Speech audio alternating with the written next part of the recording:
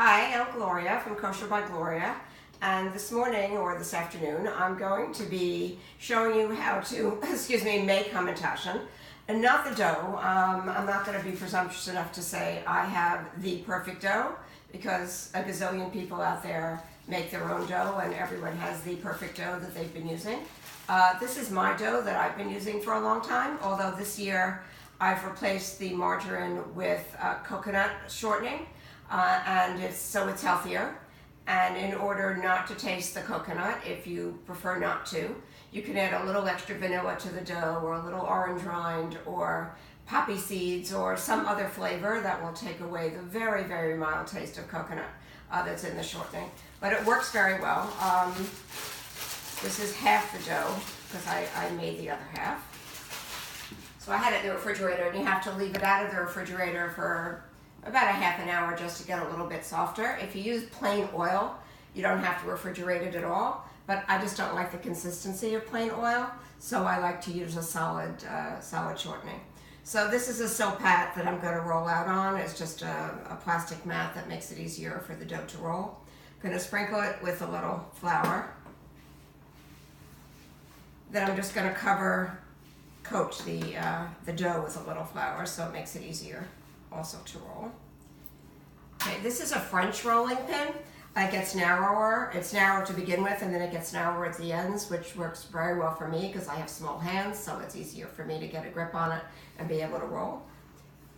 So then I just start rolling out your dough.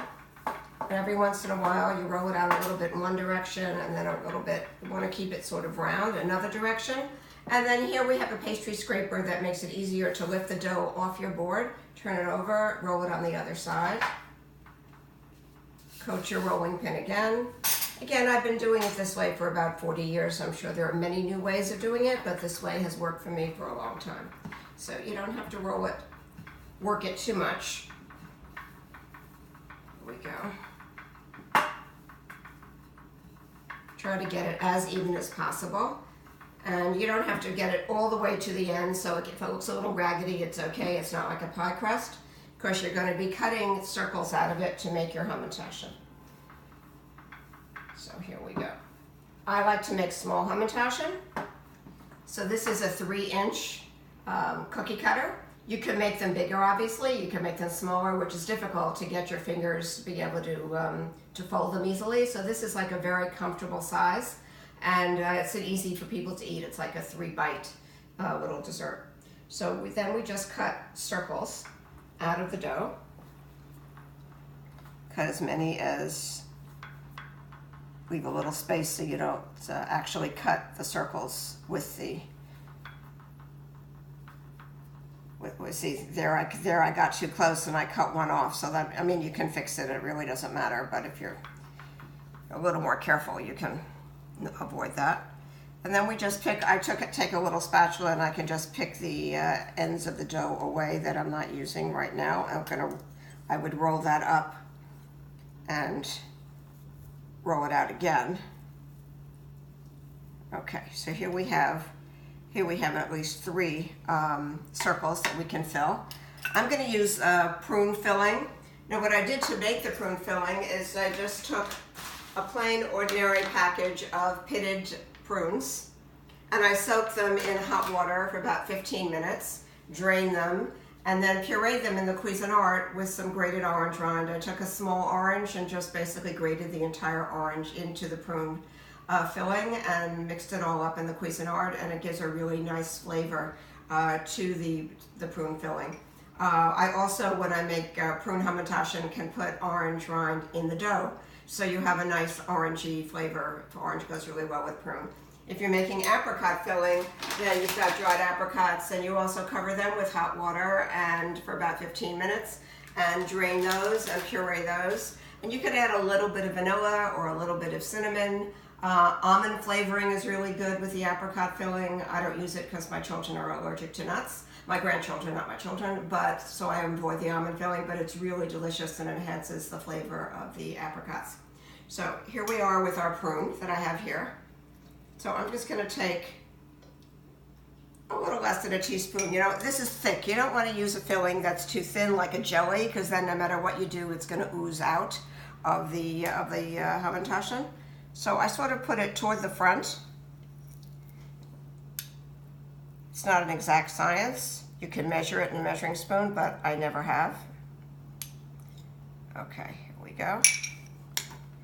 Now, I have really fat fingers, so if I can do this, anybody can do this. I have a little bottle of, a little dish of water here next to me. So I just take the front of the Hamantaschen, I fold it over, and then I take each side, fold it over, and squeeze. And you form a little triangle like that. And then you just pick that up and put it on your lined cookie sheet with baking parchment. So if I do that again, here, if I do it this way, maybe it's easier for the camera. Here, if I fold it over like this, and then I take it like that, and then here like this, and then you make your little triangle and just squeeze and put it on your baking sheet. And we'll do one more. Here, I'll move that toward here so it's easier. Never done it backwards before. Okay, here we go. Here, and we go here, and we're gonna go right here, and we just squeeze it together. And then these do not have to be refrigerated again before you bake them to stay together. What I do is that I just take this little bit of water, I put my fingers in it, and I just put a little bit of water, like a little bit of glue, on each corner, and squeeze it again. And then I just repeat the whole process until all the Hamantaschen are made. I bake in a preheated 350, 375 degree oven. I actually forget. The recipe is on my website, kosherbygloria.com. And they take about 10 or 12 minutes until you see the tips turning brown. And if you are nervous, you can lift one up and see the bottom turning brown. And when they're all done, this is what they look like.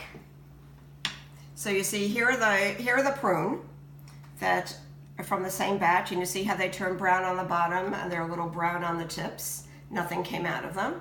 These are the apricot, and here is the poppy seed ones, in which I added poppy seeds to the dough. Actually, this is the first year that I was genius enough to do this, although other people apparently have done this before me, and they've added actually the filling, the mown filling, into the dough itself. I didn't use the filling in the dough, I just used the plain poppy seeds that I used to put on challah. And you can see that it makes it all speckly. So not only does it give flavor to the dough, but it makes it much easier to tell the poppy seed Hamantaschen from the prune, which is always an issue when you're serving dessert. People say, where's the prune? Where's the poppy seed? And yet they look different, but somehow, I guess by the time everyone's had a few glasses of wine, they can't tell the difference between the poppy seed and the prune. So this way, the one with the spots is the poppy seed, and that is my brilliant suggestion for this year. So I hope you enjoy making the Hamantaschen. I hope this has been helpful, and signing off. Enjoy.